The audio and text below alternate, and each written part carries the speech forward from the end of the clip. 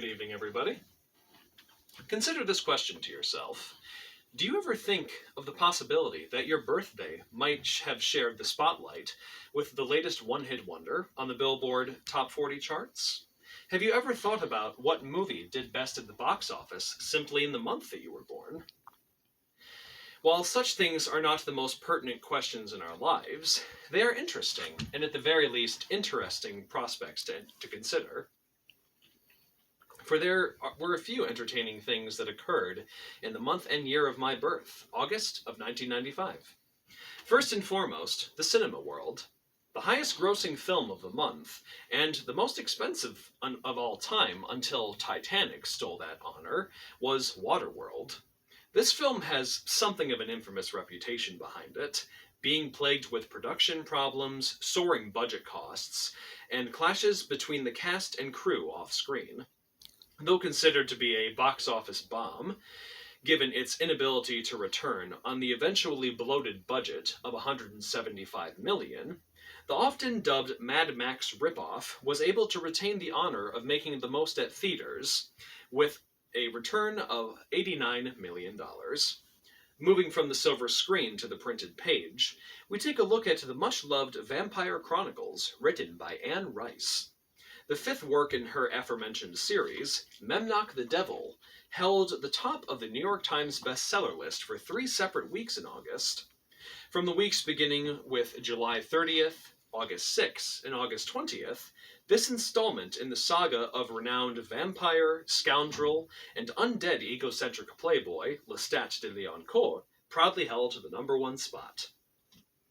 Jumping back to the screen world from the printed page, the end of the 1994 to 1995 television season, which concluded in August, brought 2 NBC shows to the top spots of the ratings list. The popular sitcom Seinfeld took the #1 spot, while the medical drama ER came in behind, close at #2. Funnily enough, on the website for the Writers Guild of America West, Seinfeld sits at #2 on the list of the 101 best-written television shows. On something of a grimmer note, this month also marked half a century since the atomic bombings of Hiroshima and Nagasaki took place in Japan, at the conclusion of the Second World War.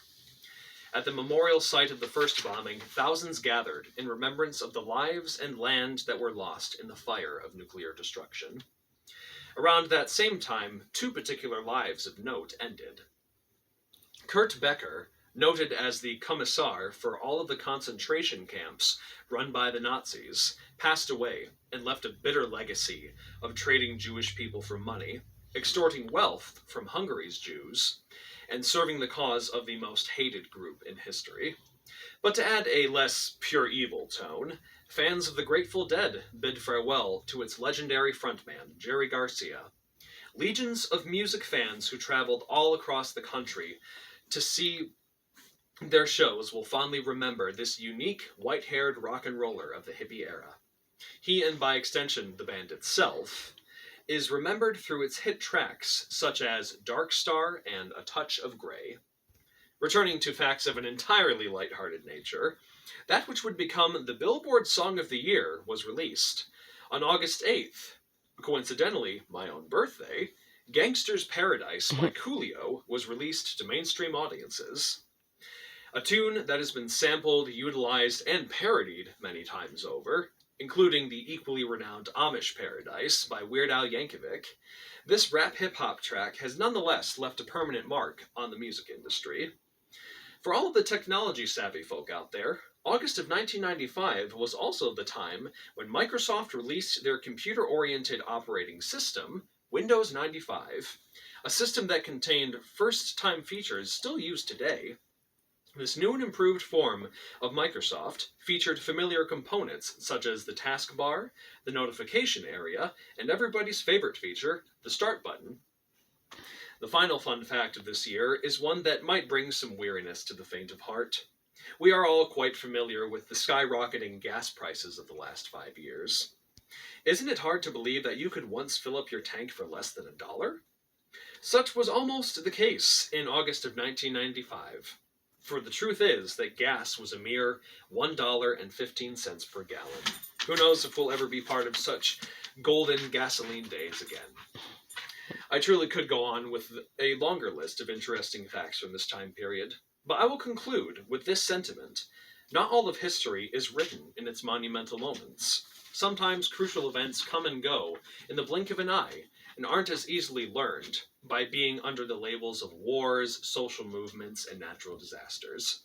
More than anything, small facts like these are a treat to the cerebellum and worth one's time and investment. Considering this, then, I do indeed feel fortunate to have been born on the enjoyably eventful day of August 8th, 1995. Do you have to have us now? Applause. Okay. That was Woo! really good.